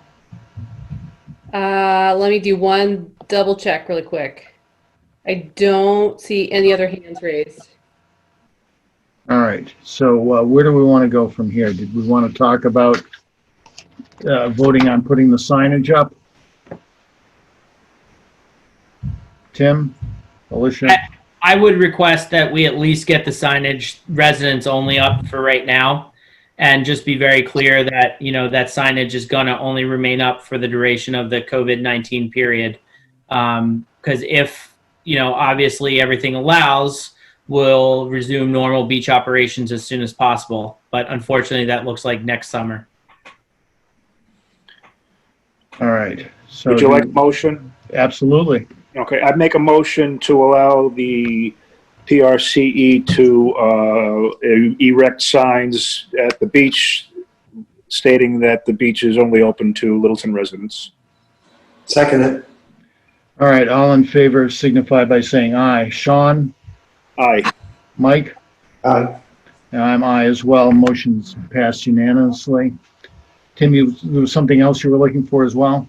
So just to make a clarifying point on that restricts the park use to beach only, to residents only. It is a great pond, so anybody can come and launch their kayak or canoe in that designated area. I just wanted to be clear on that. And also the boat ramp, because it is a state-funded boat ramp, as well as it's a great pond, the access to that will not be restricted to residents. So we're strictly speaking about the Long Lake Beach Park and the beach itself. So I just wanted to go on record and just make that clear to everyone. Okay, thank you. I think, Fred, the other piece that we were looking for was to possibly put in place that if it's required, that we would have a hard closure of the park. I think based off of some of the discussion, you guys might want to discuss that more, but in our conversation with Jeff, we would need to, and we can call a special meeting once and if it's deemed necessary. You know, right now, like I started off this meeting, ideally we let people make the right decisions. We hope that they socially distance themselves and we don't have to do a hard closure.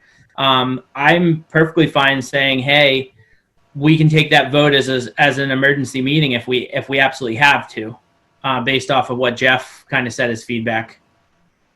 That'd be my preference. Same here. Yeah, that's fine. So yeah, I think that's great if we just get the residents only signs up and kind of start working towards there with the enforcement that way, and just kind of, you know, everybody who's here who, you know, we all have a stake in the lake game and we all care about the area, and, you know, just spread the word to your neighbors and your friends and everybody else. You know, please just let everybody know that for this summer it's residents only, and, you know, please enforce social distancing. Don't go down there, you know, with people that you're not under the shelter in place order. It's not, you know, meant for that. If you want to go down with your family unit and you want to make sure that you're, you know, keeping your distance, you know, please don't put people in awkward situations where if they feel uncomfortable to ask you, you know, just be mindful of that 6 foot plus zone. And I think that we can all do a lot of really good things for each other. Well said. All right, we got a thumbs up, so I think we're good. Any other discussion on this? Eileen? So I just have a quick question around when it comes to, I get that there's $60 per family or a daily rate for people, but is there, so the economy has just fallen out from under us and a number of people may have lost their jobs. Are there ways for families in town who do not have access to $60 to still get into the lake and use it? I think we need to be cognizant of that as a real issue, as we see unemployment rates soar. You mind if I field that one? Yeah, go for it.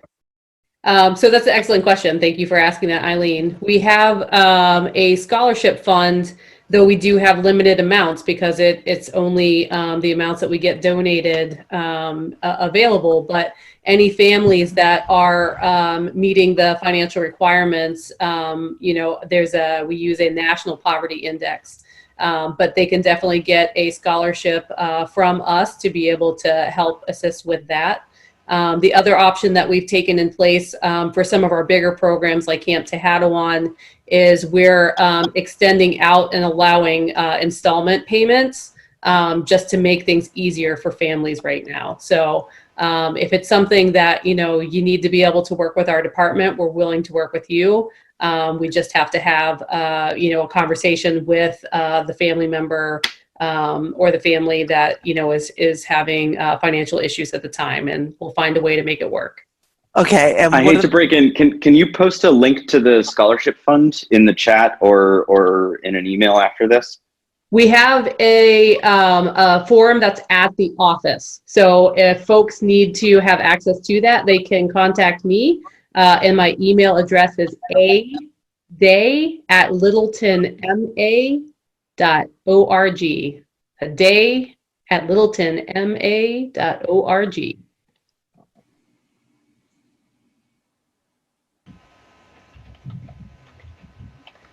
All right. Are we, Tim, you're satisfied with everything we wanted to discuss on this issue? Yeah, as long as I'm good to move on. I think. Thank you.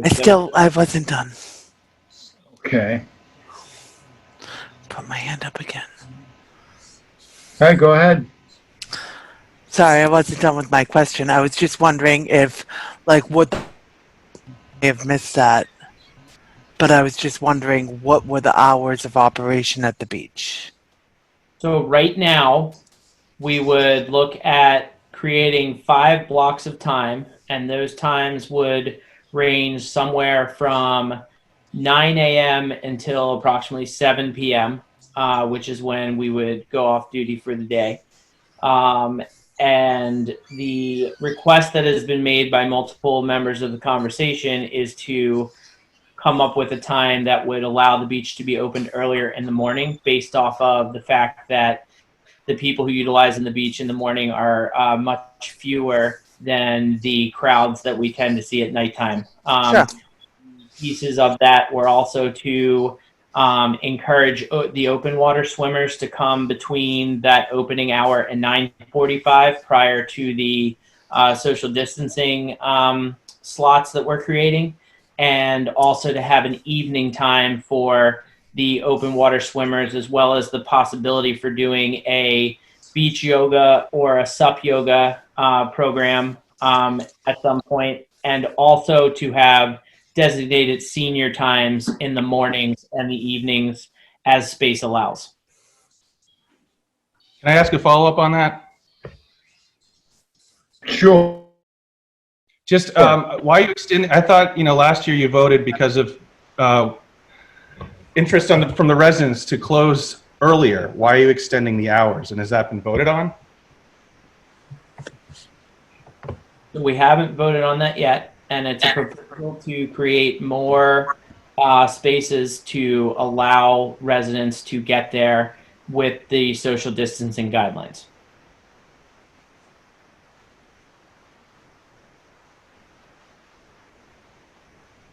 All right. All right. Now, when will you be voting on that then?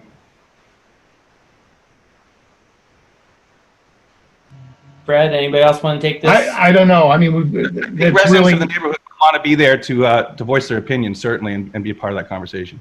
So, Bill, I want to be clear on something, and you keep saying neighborhood. This is a town beach, and it's every resident gets a say in this. Yes, I think that. Tim, I know that every town one does, but I'm talking about people who live next to the beach and have to deal with the noise and the traffic. And I'm just saying that everybody in the town of Littleton gets a fair shake to hear that have their voice be heard, and everybody's voice, in the democracy carries the same weight. Oh, I agree with that. So that's what I'm just asking, is that you guys just don't decide without asking us. That's all I'm saying. And we won't. That was the whole point of having this meeting today, is to put all of the cards on the table, per se. So that's great, Tim. Could you just answer the question as to when you're going to vote on that? okay. It's not Tim's call, and as far as I'm concerned, I think we've discussed what we needed to discuss tonight. We'll certainly have it in the next agenda. It may be the next meeting. It may be the meeting after that. We need to wait till we get some further answers from the state and the CDC and everybody else as to where we're going to go with it. The agenda gets posted early. I'm sure we'll have some beforehand knowledge of when we're going to address it, because we'll need to cover the topics ourselves. So right now, I don't know. It all depends on when we do it, if we're going to meet and do it after the election. Lemore, you had a question, and then we really need to move on to the budget part of this. Okay, thanks, Fred. Just a quick one. If we can have on the next agenda, just to understand more from Tim on, like we mentioned, what's a plan A, B, or C plan, that would be so valuable. Yeah, we could definitely do that, and we'll sit down. We'll kind of take in all of this into consideration. I'm sure that after this is kind of out there just as normal, that we'll get some different stuff coming in through the door, and we'll have a conversation about that. And like Fred said, as the guidelines come through, everything's going to really depend on that, and we'll make an educated and a populous decision on where we're going to go. Okay, thanks for the opportunity to provide input. Thank you. Nice to meet you. Same. All right, are we ready to go on and do the budget discussion? Sean and Mike? I'm ready, yes. Yeah, I'm ready. All right, let's go on. Alicia, you want to give us a brief synopsis? Yes. We have two different things that we have to talk about. So one more thing I'm just going to mention, because I see down at the bottom that the chat is being used. And the chat function is not to be used. That is in accordance with the open meeting state law. So please, if you can, stop using the chat function. Thank you. Alicia, everybody that's asked to speak has been able to speak, correct? No, no, no. There's someone with their hand up. No. I'm looking. So Sue, it looks like Susan does have her hand up, but that's the only other individual that I see. Okay. All right. Well, let's give her a chance to talk, and then we really need to move on. Sue, you should be unmuted. Sue? Ah, there we go. Okay. My name is Susan Silverberg. Can you hear me? Yep. Yes, Ben. Okay. I don't have a camera, so you're not going to be able to see me, but that's okay. And just give us your address too, please. Address is 2 Aspen Road, corner of Aspen and Lake Shore. I really would strongly encourage you to go with the simpler option of just trusting people to behave themselves and using your trespass powers if they're not. The whole idea of swim lanes and boxes on the beach seems to me to be overly bureaucratic, overthinking. I know you put a lot of time into it, but I don't see how that's going to either work or make people enjoy their time at the beach. If anybody who's ever been there with 2 or 3 small kids, you go there so that you can let your kids play and watch them. But to have to police them inside a little box and to have to police them inside a tiny area of a lane in the water, I think is a mistake. I think from my experience, shopping in Littleton, walking around Littleton, I have not had one experience out there where somebody wasn't behaving in an appropriate way. People have been extremely respectful, extremely careful, and I would guess if you restrict this to Littleton residents, you'll see the same behavior. I really believe that. That's it. All right. Thank you. Thank you. Okay. I don't think so. Oh, you could have just, all you had to do was hand it to me. Well, I don't know. All right. On to the budget. Alicia? Yep, I hear you. All right, so let me move back up. All right, so we have the 2 topics to talk about. One is fiscal year 20 budget. We will start there, and then we will move on over to fiscal year 21. So at this point in time, we are definitely running in a revenue deficit for the department due to the COVID-19 repercussions. As far as March, April, May, and we're hoping June, we'll be able to get back to programming. But the 3 biggest months of our year, as far as collecting revenue, we've been hit pretty hard. So at this point in time, in March, April, and May, we're bringing in, it brings in about half the revenue that we have for our entire operating year. So please keep that in mind. So March 2020, we have only brought in 22% of the revenue that we earned in comparison to March 2019.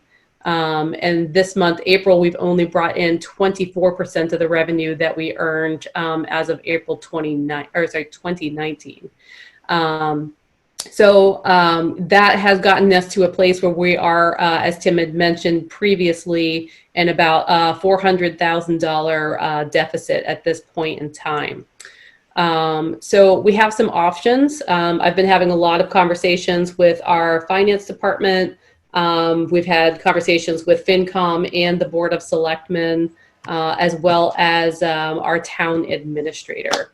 So the options that we have for the town, actually, before I get into the options, I do want to clarify that I have done a full memo to the Board of Selectmen and FinCom.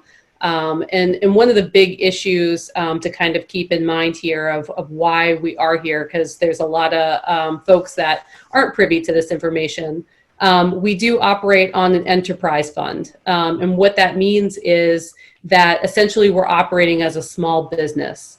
So what that means is there's a small percentage that the town gives to the department, which essentially covers my salary and benefits, Tim's salary and benefits, and then some funds to be able to help with some facility equipment and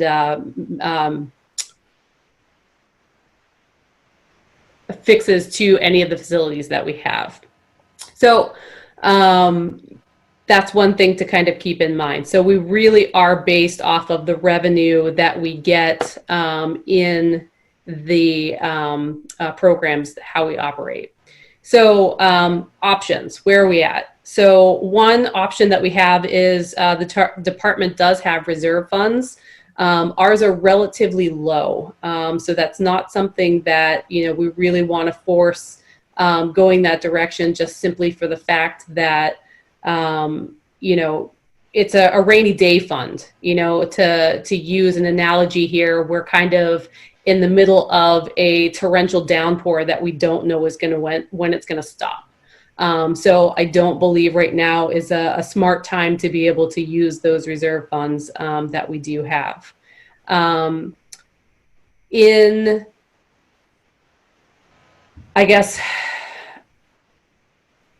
Due to COVID-19 and the pandemic that we're facing right now, there were some updates that were made by the state. So Mass General Law, Chapter 53, we have two options that are available to us. And these seem like they might be the more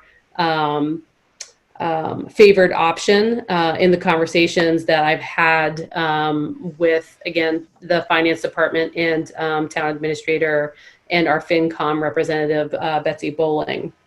And so the two options that we have is an amortization of costs over 2021, 22, and 23. So essentially that's kind of, having that cost go, over the course of those 3 years to be paid back. The other option that we have, which again, we're all in this aspect of a sliding finance model right now. So the other option is an appropriation from the available free cash. So again, that is a possible option, but again, not knowing. Something just crashed. I'll be right back. Okay. Not knowing how that's going to affect the town as a whole for right now, we still have to figure out what option's going to be the best for the town as a whole. So options 4 and 5 essentially are, there has been some discussion if there was going to be a state or a federal relief package. There really hasn't been any further discussion about it. Like we kind of had mentioned with the summer programs as well as with the beach conversation, we're waiting for a lot of guidance from either the CDC, the state Board of Health, a lot of these organizations. And again, they're doing the best that they can in the time frame, with all of the knowledge that they have.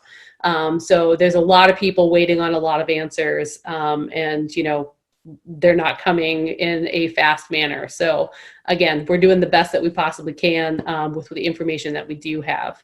So that is a possibility, but that's not something that I want to put all my eggs in that basket.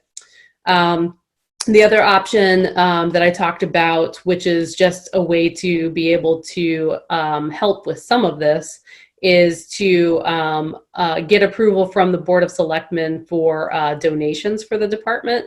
So that is something that, we put in a request form to the town administrator's office. And hopefully that's something that we can discuss on the May 4th meeting. So, and then the option 6 would be any mixture of those above. So, that's kind of where we're at this point in time.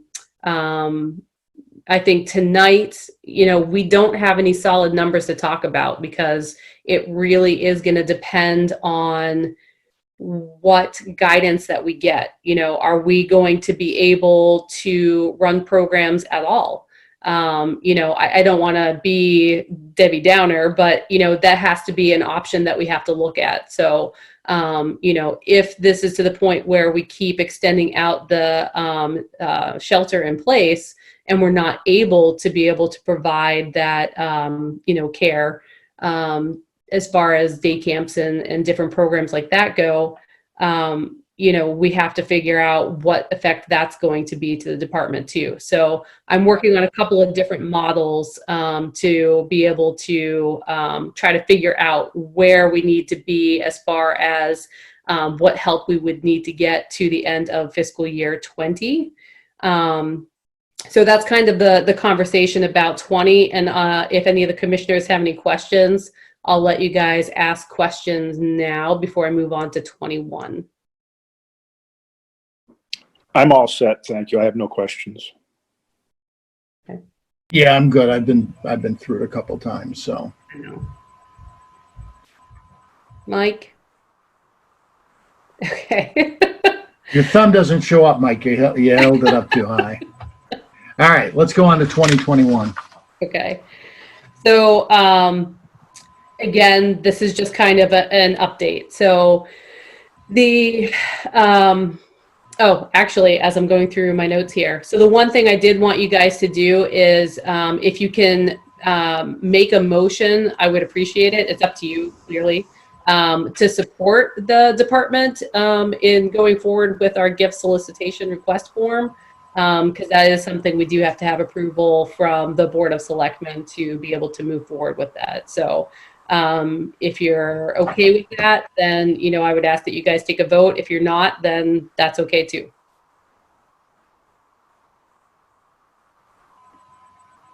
Any comments from anybody? Mike, Sean? All right, well, you guys are going to have to make the motion and second it. So if you want to do that, if you don't, just speak up. I can make a motion. I make a motion to allow Park and Rec to solicit donations. I second. All right, all in favor signify by saying aye. Mike? Aye. Sean? Aye. And I'm aye as well, so the motion passed. Okay. Thank you, gentlemen. All right. So fiscal year 21. So, we went through this whole process of developing a budget that had been approved. And now we are in the midst of, again, this pandemic. So it really changes everything. Some of the conversations, and you guys know this because, we've had this conversation so many times now. But for anybody else that's still on listening, one of the big issues that we have is we have to make sure and prioritize that when we get back to being able to offer programs, that we are doing this in a manner that is safe for the children, safe for the families, and safe for the staff. So there are going to be policies and procedures that, haven't even been created yet that, we're going to have to be able to implement. And again, we're going to looking at that guidance from CDC as well as the state. So, that's something that we get a little bit of information every day and we kind of like change the plan and course correct as we need to. But what I can definitely tell you is all the work that we did for fiscal year 21 for the budget, we're going to have to change it all. That's the reality that we're living in this world right now. I mentioned before with the other recreation departments in town with enterprise funds that, we are not the only one in this situation. In general, recreation departments in the state of Massachusetts, depending on the type of facilities that they have, a majority of them are running in a deficit anywhere between $400,000, which is where we are, up to over $1 million. So that's something that, we're not in this boat alone. It's definitely something that, as a group for the Massachusetts Parks and Rec Association, we're all having those conversations on a weekly basis and trying ways to be able to support each other. So, some of the things that we're going to have to look at doing is we're definitely going to have to cut back on programs that are not sustainable. So, for a while we've had programs that we've offered because of the value that it has to the community. It may not necessarily be financially viable for our department, but we've kind of taken that on and supported it through subsidies of other programs. So some of those programs we'll definitely have to cut back on those. The brochure for next year, we've decided as a team that we're not going to do a physical brochure, that we are going to focus on just trying to have a digital option available on our website, and be able to send that out through Constant Contact and social media. And then we'll also have to cut back on special events that are at no cost to the community. So I don't use the term free, because nothing that we ever do is free. There's definitely, especially a lot of the events that Tim does, and does an amazing job. There is usually a large financial cost that comes with it, that we offer that, free to the public. So, we will have to see a reduction in some of those events and programs that we have offered the community in the past. And again, we're hoping that this is just a temporary situation that we're in, and that we would be able to, sorry, I had to let somebody in, that we would be able to get back to normal operations, I would hope by next year or over the next couple of years. That's the one thing that you can guarantee about government finances, that it works very slowly. So, this is something that we'll have to plan and develop over time. So, those are just kind of some updates on the fiscal year 21. We're working with our staff. So Tim, Rachel, and John, they're all doing a really great job of looking at different cost models. And so we can figure out, different scenarios so that we can come up with a budget that will work the best.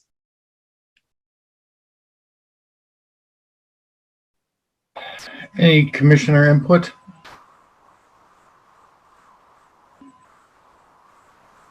None here. I'm good. Mike? Well said, but I believe Eileen had a question. Okay, I just wanted to get you guys done. Go ahead, Eileen. I just had a quick question because I know nothing about it, but when it comes down to, you were talking about asking for donations versus applying for the PPP funds. Because you're an enterprise operation, can you apply for small business funds? No. Okay, so you're caught in an interesting conundrum. Correct. Being in an area where you're a government area, but you have to operate as a small business, so it's not a great model for that. You got it. Okay. All right. It's a good model and it's effective, but when you have an emergency situation like this, right. Repercussions. Well, they seem to happen about every 12 years now. Okay. Thank you. So, Eileen, I think that's a good example that, when we have these beach conversations, that's why, some of that comes up a lot, because unfortunately the beach is one of our only places that we do have the ability to generate some revenue and help close some of those shortcomings in other places. So, I know that we talk about that a lot, but that is why that's always thrown into the mix. Just to, let you know, it's a good place to kind of bring that up.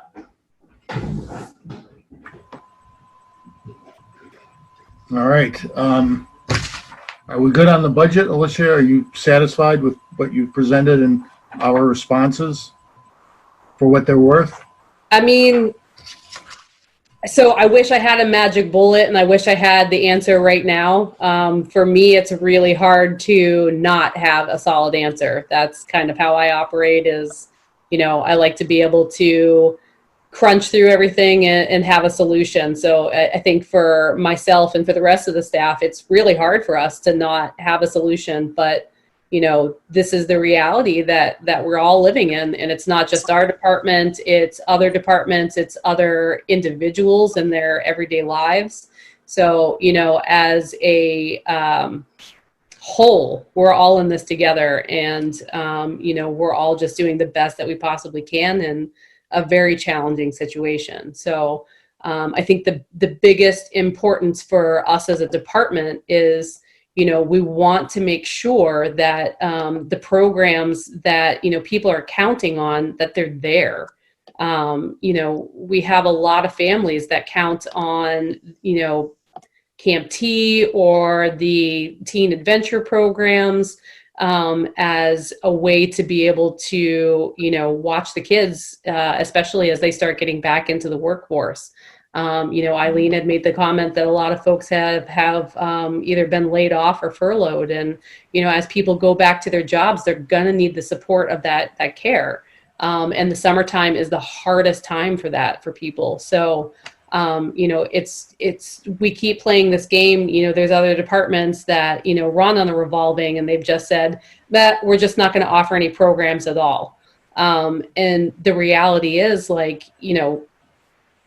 we could take that attitude, but that's not beneficial to the community. That's not our mission statement, and that's not why we're here.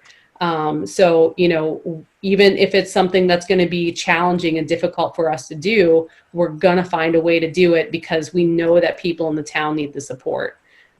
So, that's kind of the last piece of it is that, I do feel frustrated that I can't give you a specific number because I would love to. But that's just going to have to come with the information that we get moving forward. We have to figure out when we're actually going to be able to open programs. And until we know that, we're really not going to have a solid answer on numbers. So we're just, calculating the best that we can and biding our time.